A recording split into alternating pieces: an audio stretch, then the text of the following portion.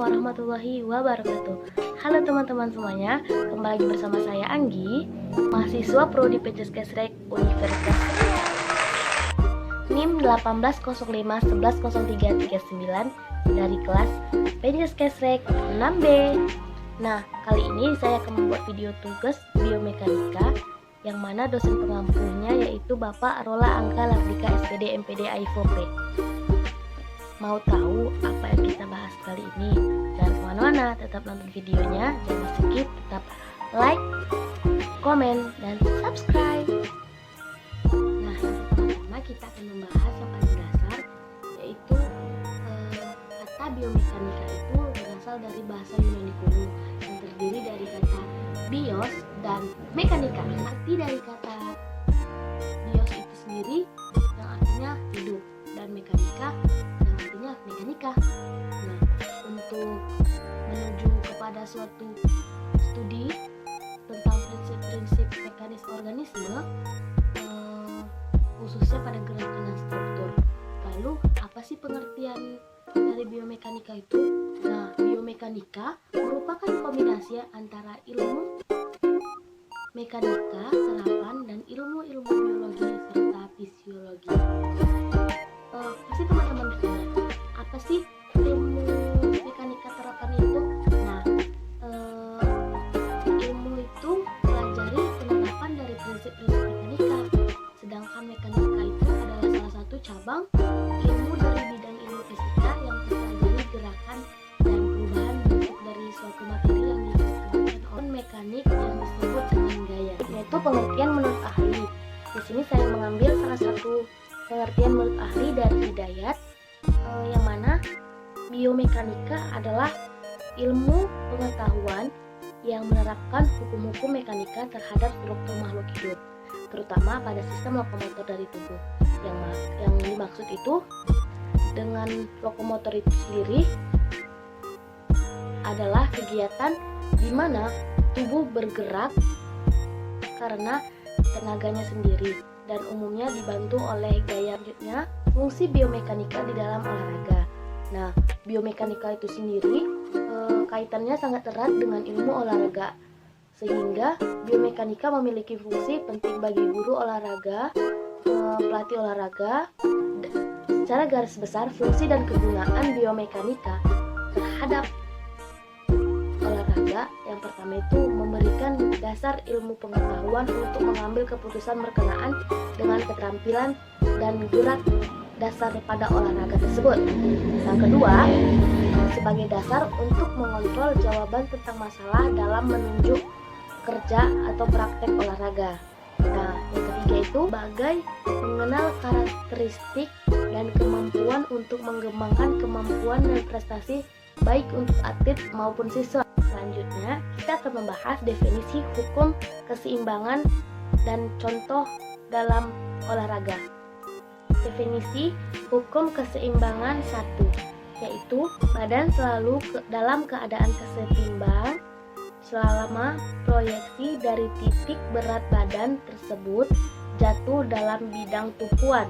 Contohnya, ketika kita melakukan roll depan, pada saat sikap awal, titik berat badan kita berada di tengah antara posisi kaki dan tumpuan kedua tangan.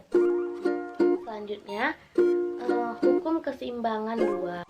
Hukum keseimbangan 2 yang mana stabilitas berbanding lurus dengan bidang tumpuannya, yang artinya semakin luas tumpuan, semakin besar stabilitasnya. Sebaliknya, semakin kecil bidang tumpuan, semakin kecil pula stabilitasnya.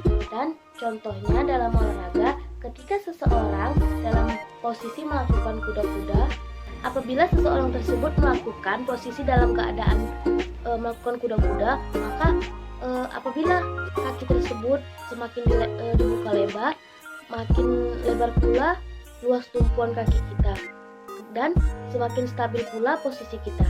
Hukum keseimbangan 3 yang mana stabilitas berbanding lurus dengan berat badan.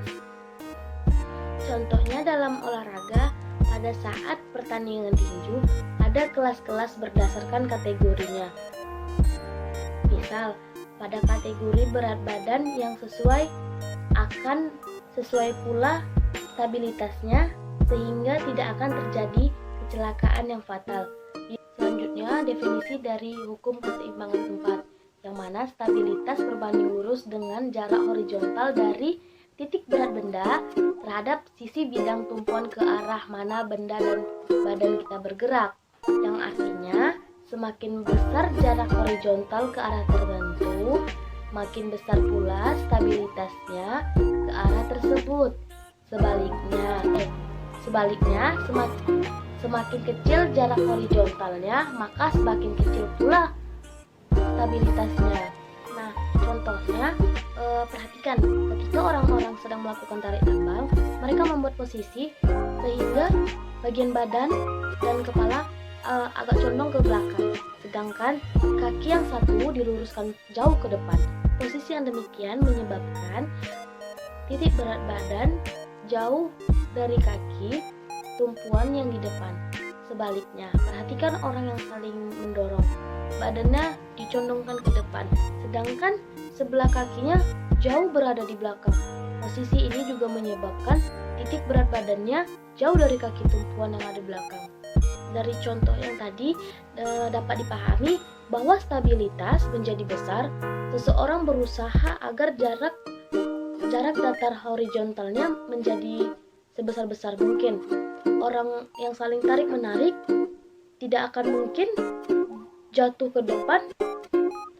Jadi, jarak horizontal ke arah depan harus besar, sedangkan orang yang saling mendorong tidak mungkin jatuh ke belakang. Jadi, jarak horizontal ke arah belakang mungkin harus lebih besar. Sebaliknya. Nah, yang terakhir itu definisi dari hukum keseimbangan lingkar, yang mana stabilitas berbanding terbalik dengan jarak vertikal dan titik berat benda terhadap bidang alasnya. Yang artinya, semakin besar jarak vertikal, semakin kecil stabilitasnya. Sebaliknya, semakin kecil jarak vertikalnya, semakin besar stabilitasnya. Contohnya, dalam olahraganya itu, pada saat pertandingan gulat, lawan yang akan dibalik selalu berusaha agar badannya rapat ke matras, sehingga jarak vertikalnya menjadi sekecil-kecil mungkin. Jarak vertikal yang kecil berarti stabilitasnya semakin besar. Nah, cukup sekian dan terima kasih. Hanya itu saja yang dapat saya sampaikan. Semoga bermanfaat. Lebih dan kurangnya mohon maaf. Apabila ada kata-kata salah, saya minta maaf. Wabillahi taufiq wal hidayah. Wassalamualaikum warahmatullahi wabarakatuh. Bye.